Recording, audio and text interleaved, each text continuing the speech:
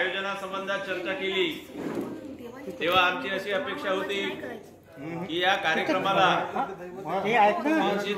लोक बरेचसे आमचे समाज बांधव उपस्थित झालेले नाहीत। प्रत्येक व्यक्तीच्या जिव्हाळ्याचा प्रश्न आहे, भविष्याचा प्रश्न आहे।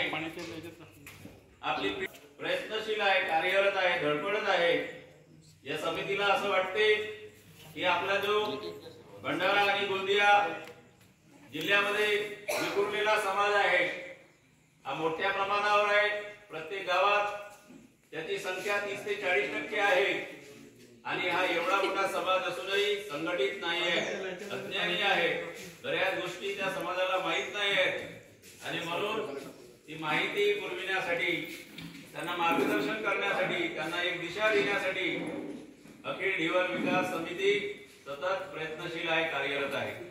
विषय समजून जास्तीत जास्त लोकांपर्यंत कसं पोहोचवता येईल याचाच नेहमी प्रयत्न केला पाहिजे। सर्व मान्यवरांच्या हस्ते या ठिकाणी जे थोर महात्मे आहेत त्यांच्या प्रतिमेचं पूजन, पुष्पार्पण व दीप प्रज्वलन